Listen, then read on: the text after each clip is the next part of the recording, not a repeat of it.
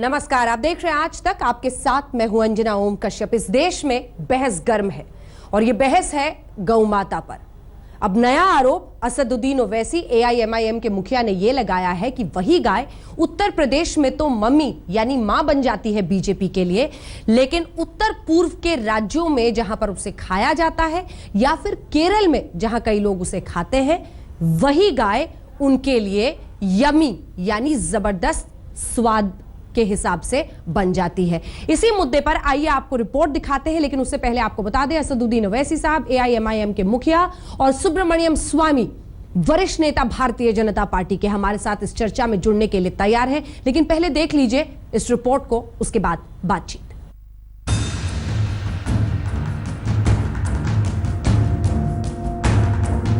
गोहत्या पर तनी सियासी तलवारों के बीच AIMIM के नेता असदुद्दीन ओवैसी के एक बयान से नया धमाका हुआ है। धारदार जुबान वाले असदुद्दीन ने बीजेपी पर दोहरेपन का नया आरोप चढ़ा है। उत्तर प्रदेश में गाय मम्मी है और नॉर्थ ईस्ट में यम्मी है। नॉर्थ ईस्ट में आप वहां पर मम्मी नहीं है। गौ सुरक्षा के सवाल पर सख्त कानून बंदी के इस दौर में हर सियासी खेमे से एक से बढ़कर एक बयान आ रहे हैं। गुजरात में गो हत्या पर उम्र कैद का कानूनी प्रावधान करने वाली रूपानी सरकार कह रही है गायों की सबसे बड़ी संरक्षक वही है और गुजरात के सख्त कानून का यूपी की जीत से कोई लेना देना नहीं है। तो हमने ये कानून कड़ा करते हुए गुजरात में संपूर्ण गौ हत्या प्रतिबंध हो, इसलिए कड़ा कानून किया और उसमें जो गाय काटेगा वो 14 साल तक जेल रहेगी। उधर छत्तीसगढ़ के मुख्यमंत्री रमन सिंह गो हत्या करने वालों को सीधे लटका देने का सार्वजनिक फरमान सुना रहे हैं। तो पिछले 15 साल में किसी गौ को मारेगा उसको लटका देंगे। यानी कि गौ सुरक्षा को लेकर सीधी टक्कर हो रही है। ओवैसी जैसे नेता बयानों से टक्कर दे रहे हैं तो हुकूमत में बैठी पार्टियां कानून बनाकर पाबंदी को पुख्ता कर रही हैं। लेकिन शायद असली मुद्दा गौ सुरक्षा से ज्यादा भावनाओं को भुनाने का है। आज तक ब्यूरो। गौ हमारी माता है यूपी में कहा जाता है, लेकिन उसके काटने पर प्रतिबंध लगाने से आप डरते हैं क्योंकि नागालैंड, मेघालय, मिजोरम इन राज्यों में आने वाले वक्त में चुनाव होना है और वहां पर खाया जाता है गाय की मीट को, और इसीलिए आप सोच रहे हैं कि उल्टा न पड़ जाए दांव। सुब्रमण्यम जी,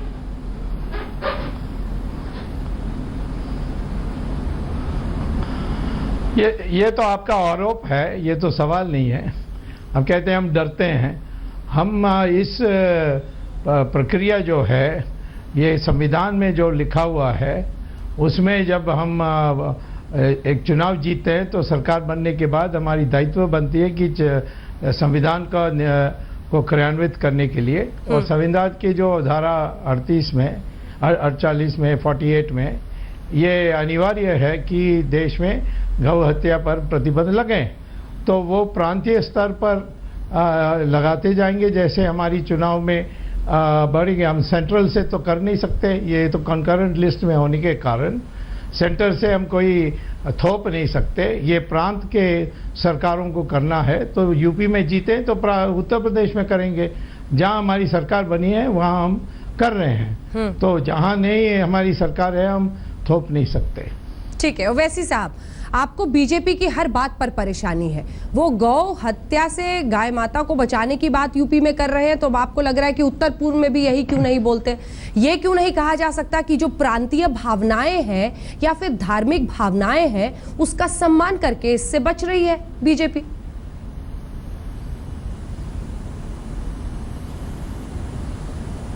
देखिए, मेरे को बीजेपी से परेशानी नहीं है, बल्कि मैं बीजेपी को परेशान कर रहा हूं और करता रहूंगा जब तक जिंदा रहूंगा। सुब्रमण्यम स्वामी साहब ने अभी कॉन्स्टिट्यूशन के एक डायरेक्टिव प्रिंसिपल का हवाला दिया है। मैं सुब्रमण्यम स्वामी साहब से पूछना चाहता हूं, जो ज्यादा कानून जानते हैं, और सुब्रमण्यम स्वामी साहब जब किसी के पीछे पड़ जाते हैं तो सब परेशान हो जाते हैं। तो स्वामी साहब, कॉन्स्टिट्यूशन में आर्टिकल 51D क्या कहता है? आर्टिकल 51D भी डायरेक्टिव प्रिंसिपल है। वो कहता है कि अगर कोई इंटरनेशनल डिस्प्यूट का सेटलमेंट होगा तो हिंदुस्तान आर्बिट्रेशन करेगा। क्या हम राजी हो जाएंगे इसके लिए? और क्या कॉन्स्टिट्यूशन में स्वामी साहब सिर्फ 2 ही डायरेक्टिव प्रिंसिपल हैं? 19 डायरेक्टिव प्रिंसिपल कहाँ चले गए? आप लोगों को खाली यूनिफॉर्म सिविल कोड याद होता है। तीसरी बात, स्वामी साहब ये कहते हैं कि जहां जहां हमारी गवर्नमेंट बनेगी हम करेंगे। स्वामी साहब आप एक यूनिफॉर्मिटी तो पैदा कर लीजिए। गुजरात में आप 10 साल और लाइफ, हरियाणा में 5 साल, छत्तीसगढ़ में टंगा देंगे। आप क्रिमिनल लॉ में यूनिफॉर्मिटी पैदा नहीं करते।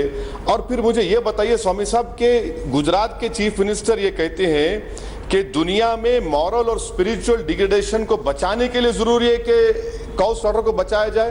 तो फिर केरला में आपका एक कंटेस्टेंट एमपी कह रहा है कि मैं सबसे बेहतरीन बीफ देने वाला हूं। क्या वो बीफ सर्टिफाइड होगा संघ से? क्या वो होली बीफ होगा? आप लोग तो सत्ता के लिए आप किस किस को इस्तेमाल कर ले रहे हैं। आपको सिर्फ पावर में आने से मतलब है, और आप पावर में आने के लिए हिंदू आस्था का सहारा लेते हैं। ठीक है। और मणिपुर में आपको नजर नहीं आता, वहां आपने गवर्नमेंट बनाई, बताइए क्या करेंगे वहां पर आप? सुब्रमण्यम स्वामी जी,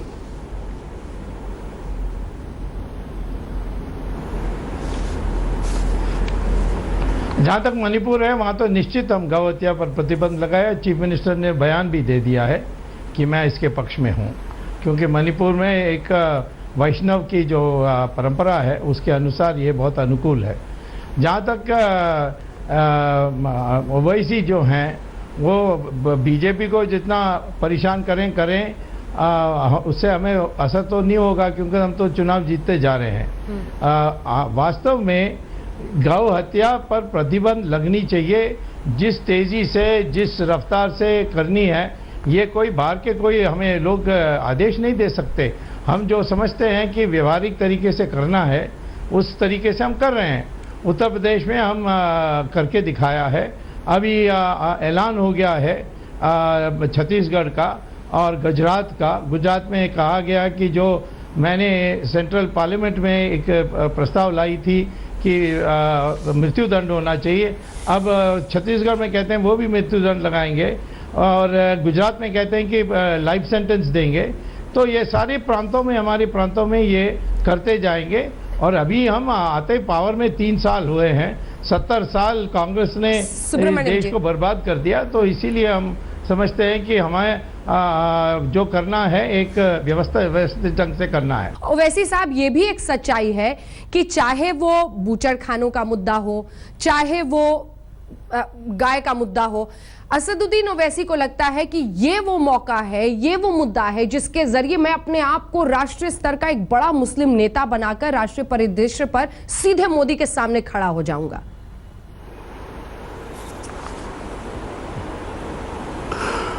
मैं कितने मर्तबा आपके सवाल का जवाब दे चुका हूं।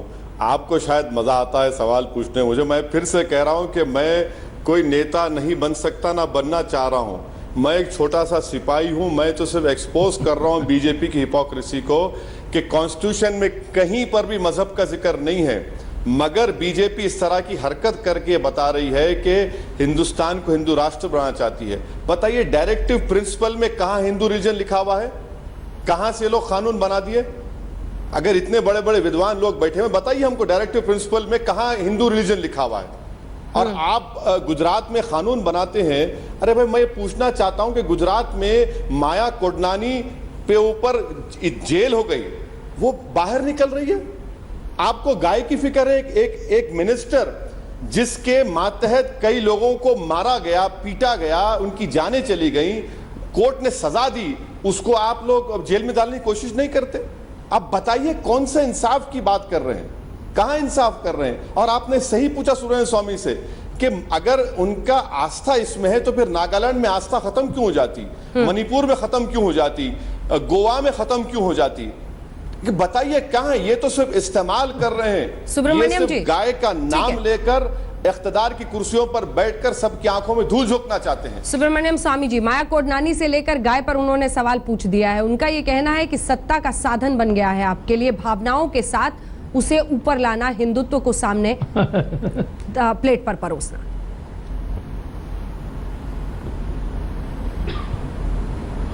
देखिए ये तो इतने दूर चले गए, अब माया कोडनानी पर चले गए और कहीं भी चले गए। अब गाय के सवाल है, जब इनको समझते हैं कि हम सिर्फ ऐसे गप्पा मार रहे हैं, कुछ करने वाले नहीं हैं, तो फिर उनको क्या परेशानी है? हम तो जहां हमारी सरकार बनती है वहां हम करते जा रहे हैं। क्या इसे ऐसे नहीं कहा जा सकता कि वो रीजनल भावनाओं का इन जगहों पर ख्याल रख रहे हैं? तो अगर वो ना रखते तब भी असदुद्दीन ओवैसी आग बबूला होते, अब वो रख रहे हैं तब भी आप हो रहे हैं। चलिए ये बात मान लिया मैं। तो फिर मेरी भावना क्या करेंगे आप? ट्रिपल तलाक क्यों हटाना चाहेंगे? आप क्यों यूनिफॉर्म सिविल कोड रखेंगे? मेरी भी तो भावना है। नहीं, आप क्यों कह रहे हैं कि आप बाबरी मस्जिद को छोड़ दो? मेरी भी मस्जिद है, मेरी भावना है। ट्रिपल तलाक तो सर फिर ह्यूमन राइट्स का इशू बन जाता है ना महिलाओं के लिए, महिलाओं के अधिकारों की बात हो जाती है। यूनिफॉर्म सिविल कोड पर आपकी बात मानी जा सकती है। तो देखिए, आपकी राय मेरे से मुख्तलिफ है। मैं ये कह रहा हूं कि मेरी भावना मेरे शरीयत में है। आप नहीं माने, मैं आपको फोर्स नहीं कर रहा हूं, मगर सवाल ये है ना कि भावनाओं पर मुल्क नहीं चल सकता, कॉन्स्टिट्यूशन पर चल सकता है। मैं स्वामी साहब से पूछना चाहता हूं कि कॉन्स्टिट्यूशन में डायरेक्टिव प्रिंसिपल में एक लफ्ज बता दो मुझे जहां पर हिंदू आस्था का जिक्र किया गया है काउ स्लॉटर के वक्त। ये तो इकोनॉमिक्स के लिए किया गया, ये तो कैटल को बचाने के लिए किया गया। यहां पर हिंदू आस्था कहां से आ गई स्वामी साहब? कहां से? मुझे चैलेंज कर रहा हूं, बताइए हिंदू आस्था कहां है वहां पर?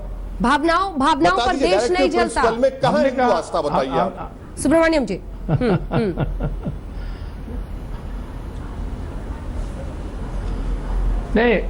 नहीं, हम तो गौ हत्या पर प्रतिबंध लगाने की बात करते हैं। हम कहाँ कहते हैं ये हिंदू आस्था है? वो तो लोग बोलते हैं, कार्यकर्ता बोलते हैं, उनको बोलने का अधिकार है, परंतु किसी विधायक में हमने ऐसी बात तो नहीं कहा है। हम तो कहते हैं कॉन्स्टिट्यूशन की अनिवार्यता है, उसके अनुसार हम कर रहे हैं। तो इनको क्यों इतना मजबूर करने चाहते हैं हमें कि हम हिंदू का नाम लें? हिंदू की नाम लेने की जरूरत ही नहीं है। इस देश में 80% हिंदू है, तो ये ऑटोमेटिकली हिंदू प्रमुख देश बन जाती है। ठीक है, जल्दी से इसका जवाब आप दीजिएगा ओवैसी साहब। आप हंस भी बहुत रहे हैं, लेकिन ओवैसी साहब हमारे साथ जुड़े हुए हैं और सुब्रमण्यम स्वामी जी हमारे साथ हैं। और सवाल यही है कि आरोप है असदुद्दीन ओवैसी का कि गौ माता कहीं पर यमी कहीं पर मम्मी, आखिर क्यों? ओवैसी साहब सवाल पूछिए अपना सुब्रमण्यम स्वामी जी से। अभी सुब्रमण्यम स्वामी साहब कह रहे थे कि कॉन्स्टिट्यूशन का डायरेक्टिव प्रिंसिपल की बात कर रहे। स्वामी साहब 51D के बारे में क्यों नहीं बोलते आप? वो लिखा हुआ है डायरेक्टिव प्रिंसिपल में, अगर कोई डिस्प्यूट होगा इंटरनेशनल तो हम आर्बिट्रेशन करेंगे। आप एग्री होंगे उसके लिए? 51 डायरेक्टिव प्रिंसिपल में यह भी लिखा हुआ है कि हिंदुस्तान के जो पैसा है वो इक्वली डिस्ट्रीब्यूट होगा पूरे हिंदुस्तान में। आप तो कैपिटलिज्म के चाहने वाले हैं। नहीं, लिखा हुआ है। आपकी समझ बिल्कुल गलत है। नहीं, आपका समझ ही गलत है। लिखा हुआ है कॉन्स्टिट्यूशन, मेरे पास अभी नहीं है, नहीं तो पढ़ के सुना देता। उसमें ऐसा कुछ नहीं लिखा है। आज स्वामी साहब, आप ये तो चैलेंज है मुझे। आपको पढ़ने की जरूरत है, मुझे पढ़ने की जरूरत नहीं है। कॉन्स्टिट्यूशन गलत कोट करोगे तो मैं कॉन्स्टिट्यूशन लेकर आता। ठीक है, आर्टिकल 51D पर हम डिटेल में बात कर लेंगे। एक सवाल आप दोनों से मैं पूछना चाहती हूँ। एक सवाल मैं आप दोनों से पूछना चाहती हूँ जिस पर मैं आप दोनों का जवाब चाहती हूँ और आपको इसका जवाब देना चाहिए। एक तरफ ये देश अभी तक हमेशा बीजेपी आरोप लगाती थी कि जो माइनॉरिटीज हैं उसके तुष्टीकरण में तमाम पार्टियां लगी रहती हैं, चाहे वो कांग्रेस हो चाहे वो असदुद्दीन ओवैसी हो। अब यह आरोप लग रहा है कि हम जो बहुसंख्यक हैं उनके तुष्टीकरण में बीजेपी जुट गई है। क्या यह देश इस दिशा में अब जा रहा है बहुत तेजी से सुब्रमण्यम स्वामी जी, जहां पर बहुसंख्यक तुष्टीकरण वर्सेस माइनॉरिटी तुष्टीकरण हम देखेंगे आने वाले दिनों में? नहीं, बहुसंख्यक तुष्टीकरण के बारे क्या कैसे सवाल उठ सकती है जब हम लोग 80% है और लोकतंत्र में एक बहुमत और अल्पमत की सवाल आती है। जहां तक किसी की निजी मामला है उसमें हम हस्तक्षेप नहीं करते हैं। हिंदू धर्म ऐसा एक धर्म है जो कहती है सारे धर्मों से भगवान प्राप्त हो सकता है। मुस्लिम इस्लाम तो ऐसा कहता नहीं है। वो तो जो भी इस्लाम को नहीं मानते हैं उसको कहते हैं कि उसको काफिर कह के उसको बाहर काट कर खत्म कर दो। क्रिश्चियन कहते हैं कि आप क्रिश्चियन नहीं है तो आप डेविल के औलाद हैं। तो हमारी एकमात्र धर्म है दुनिया में जो कहती है सब धर्मों के जरिए भगवान प्राप्त हो सकता है। तो हम कैसे तुष्टीकरण की बात कर सकते हैं? स्वामी जी के हाथ में कौन सा झंडा है ये बहुत दिमाग लगाने की जरूरत नहीं है ओवैसी साहब, लेकिन जब जब आपकी मुट्ठी भी खुलती है तो उससे सिक्का मुस्लिम तुष्टीकरण का ही दिखता है और उछलता है। नहीं, सबसे पहली बात तो यह है कि अगर मुस्लिम तुष्टीकरण होता तो सच्चर कमेटी, मिश्रा कमीशन की रिपोर्ट, कुंडू कमेटी की रिपोर्ट सब झूठ होती, तो तुष्टीकरण नहीं हुआ। दूसरी बात यह कि सबका साथ सबका विकास, जब बीजेपी की बात करती है तो बीजेपी का मतलब यह है कि विकास सिर्फ हिंदुत्व का होगा। तीसरी बात, अभी स्वामी साहब कॉन्स्टिट्यूशन की बात कर रहे थे, आर्टिकल 39 क्या है? Article 39A, 39B, 39C, equal pay for equal work, कभी स्वामी साहब उसके बारे में बात नहीं करते। और आखिरी बात, स्वामी साहब, हिंदुस्तान 80% पर नहीं चलता, हिंदुस्तान कॉन्स्टिट्यूशन पर चलता है और इस मुल्क की रूह, उसका सेकुलरिज्म, उसकी डाइवर्सिटी है। अगर 80% पर चलेगा तो हम में और पाकिस्तान में कोई फर्क नहीं होगा। जबरदस्त मतभेद, लेकिन मतभेद का सम्मान। इस विशेष पेशकश में इतना ही। देश दुनिया की बाकी खबरों के लिए आप देखते रहिए आज तक।